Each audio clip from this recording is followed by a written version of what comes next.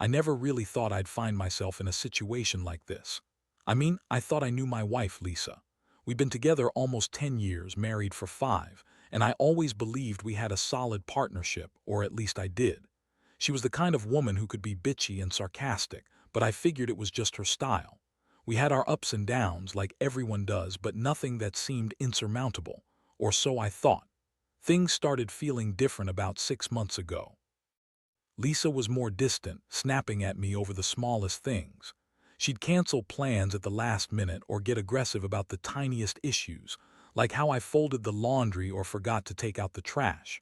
She'd be bitchy, sarcastic, and dismissive, but I brushed it off. Maybe she was stressed at work or just tired.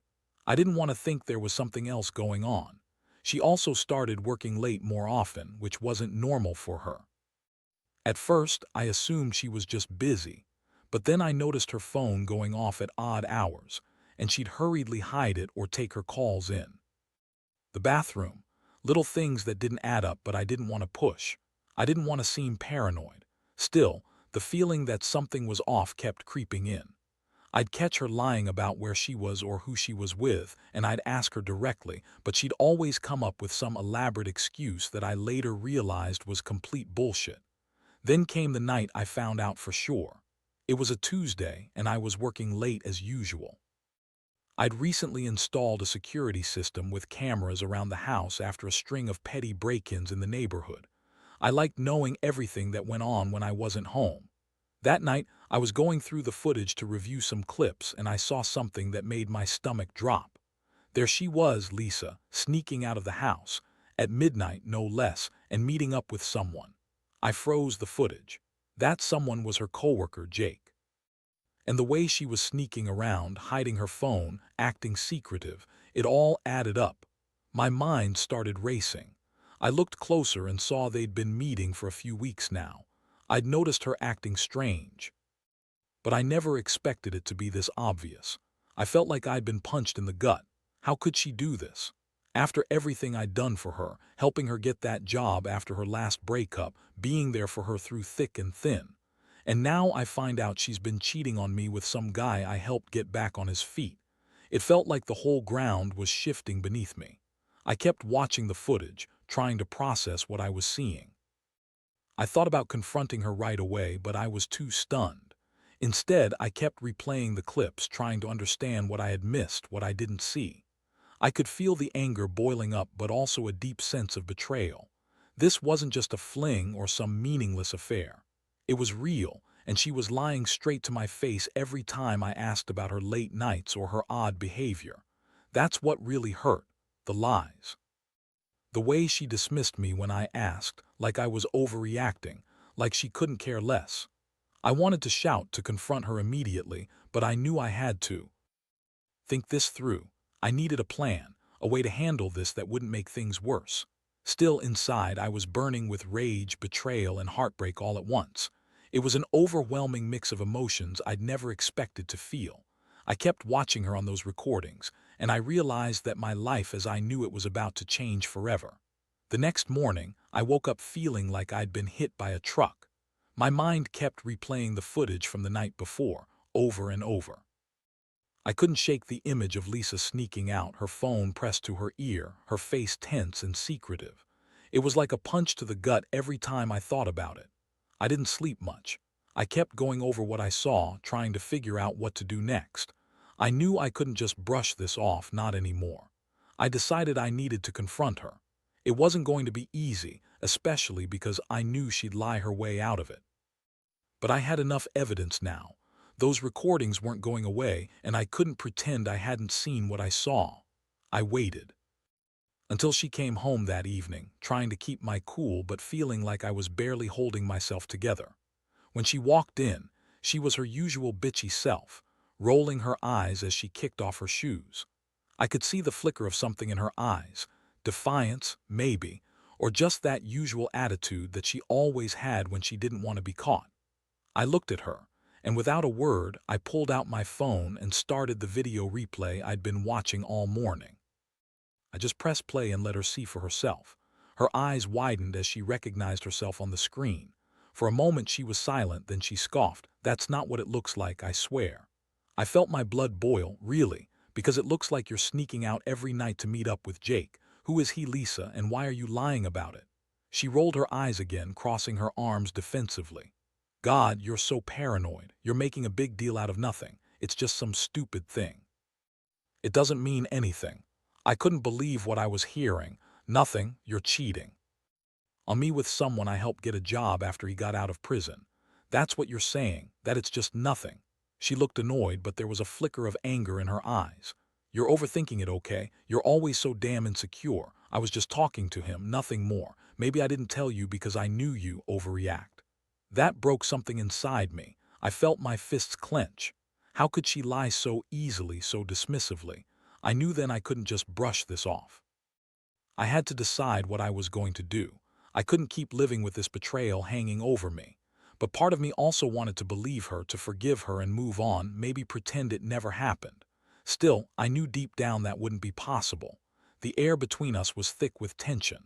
I looked right at her and said, "So, this is what it's come to. You're cheating on me with my own friend and you expect me to just accept it, after everything I've done for you." She rolled her eyes again, scoffing. "You're making a huge deal out of nothing. You're always so dramatic. Maybe I should just leave you if you're going to accuse me of this every time I talk to someone." I was stunned. Her words hit me like a slap. I'd never seen her like this before, so dismissive, so bitchy, so absolutely unrepentant. I felt a mix of rage, heartbreak, and disgust, but I also knew I had to stay calm, even if inside I was furious. I told her I needed some time to think, and I walked out of the house, not knowing what the hell I was going to do next. All I knew was that everything I believed in was crumbling, and I was left standing there, feeling betrayed, angry, and utterly lost. Over the next few days, everything felt surreal. I kept replaying that footage in my head, trying to make sense of it all. Every time I thought about Lisa, her words, her attitude, how she lied so effortlessly, I felt a deep, burning anger. I couldn't believe I'd trusted her for so long. I'd gone out of my way to help her, to support her, and this is how she repaid me. With some stupid affair with a guy I helped get back on his feet after prison. It was a slap in the face I didn't see coming. I started noticing even more signs of her disloyalty. Little things, her phone constantly buzzing late at night, her dismissive attitude when I asked where she'd been, things that seemed innocent until I connected the dots. I felt like I was walking around with a blindfold on, ignoring the obvious. Every moment I was alone, I'd get angry all over again. I'd ask myself how I could have missed the signs or been so blind to her lies.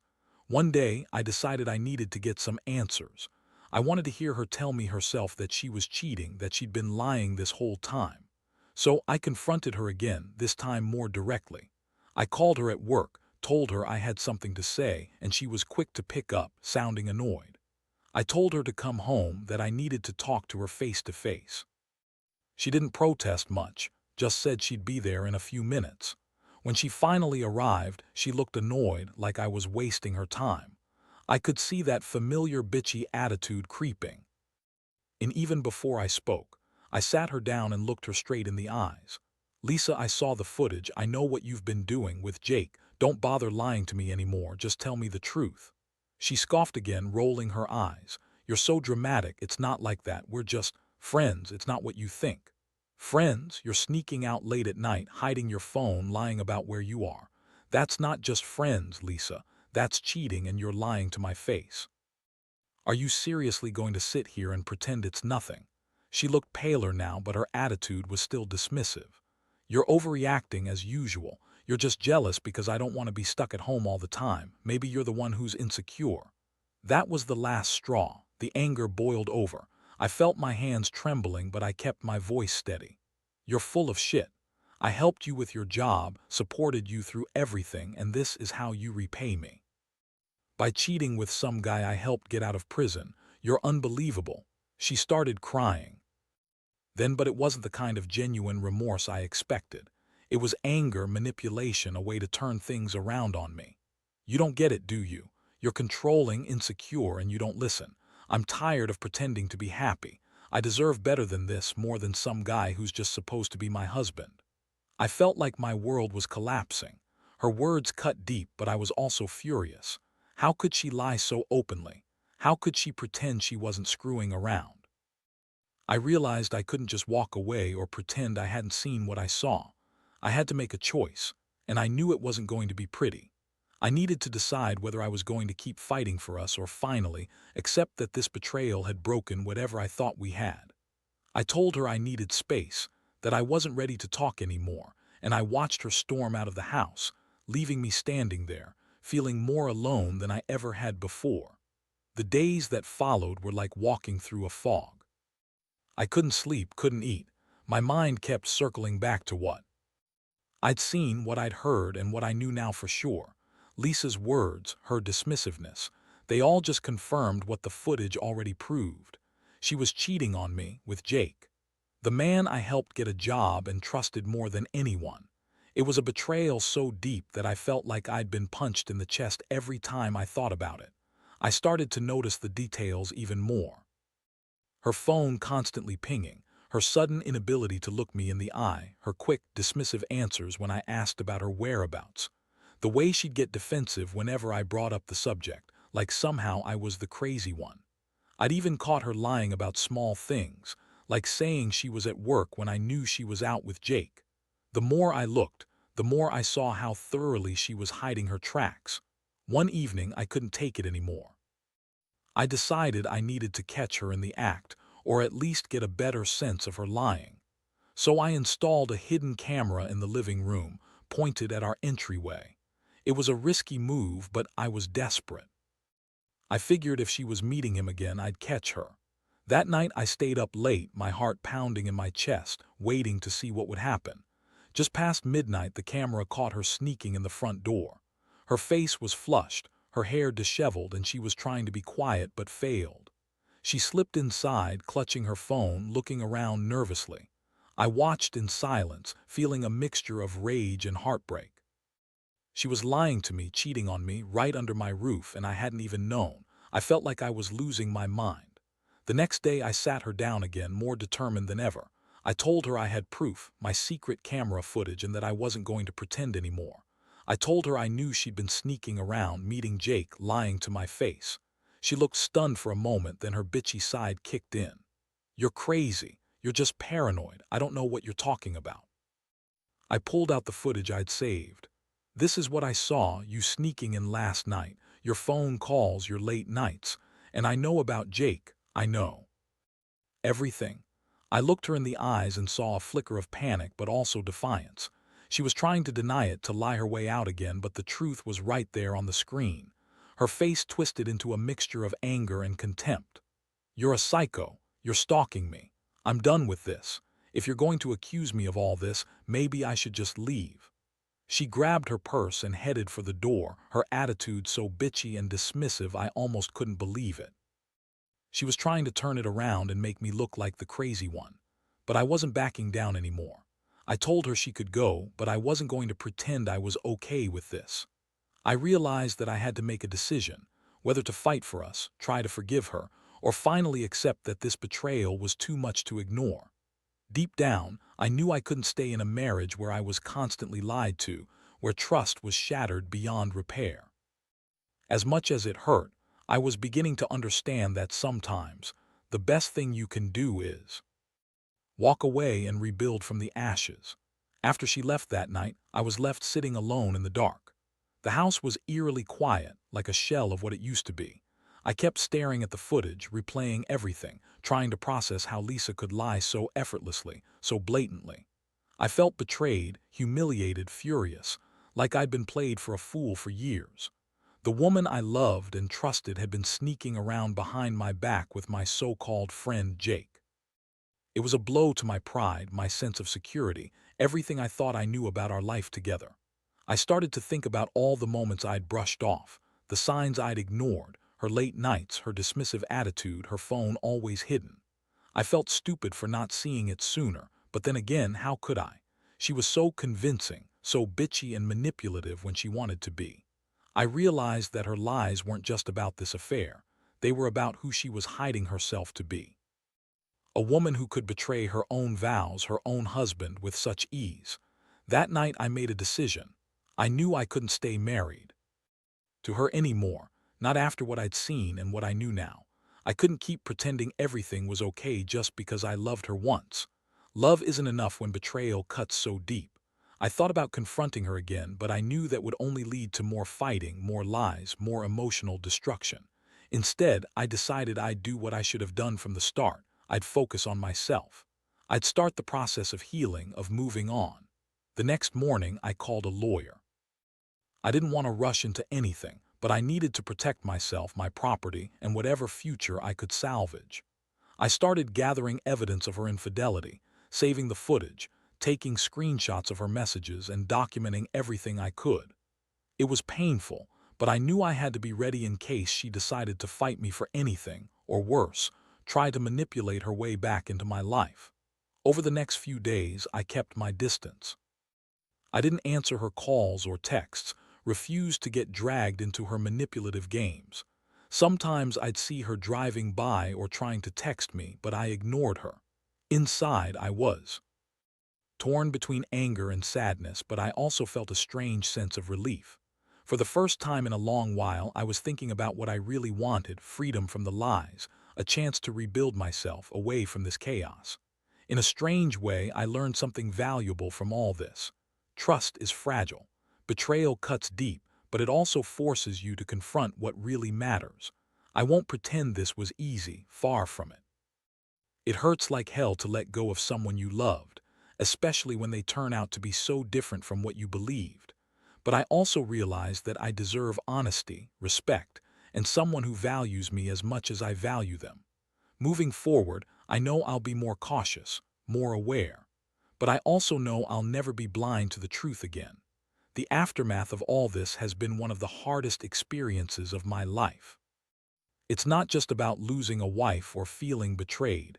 It's about rebuilding trust in myself. I spent weeks trying to piece everything back together, figuring out how someone I loved could turn into a stranger so quickly. The house feels emptier now, quieter, like it's missing the life we once shared. I still catch myself thinking about what went wrong, about the lies, about how she could be so callous and manipulative. But honestly, I've come to a place where I realize that I'm better off without her. The betrayal exposed her true nature: bitchy, selfish, manipulative, and I refuse to be part of someone who lies and cheats and then dismisses it as nothing. I've been through enough pain to know that forgiveness isn't always possible, and sometimes walking away is the only way to save yourself. I've started focusing on myself, rebuilding my confidence, reconnecting with friends I'd slowly pushed aside, and even exploring things I'd never had the time or courage for before. The process of healing isn't linear, and some days are still hard, but I know I'm stronger for having gone through it. I've learned to trust my instincts and to be more cautious about who I let into my life. No more blind trust, no more ignoring the signs. Looking back, I realized that betrayal like this teaches you about your own worth. I learned that I deserve honesty, respect, and someone who doesn't lie to my face. I also learned that sometimes love isn't enough when someone's true character comes out, especially when they're willing to betray and manipulate you just to feed their own selfish needs. Now, I'm moving on, not bitter but wiser. I don't regret the time I spent with Lisa, because it taught me what I need to look for in a partner and what I don't. I've accepted that some people aren't worth the effort if they're going to lie and cheat, no matter how much history you have. The pain will fade, and someday I hope to find someone who truly values honesty and loyalty. In the end, I'm grateful I found out the truth before it was too late. It hurt like hell, but it's better to know now than to keep living in the dark, pretending everything's okay. Life's too short for that. I've learned to trust myself again, and that's what matters most.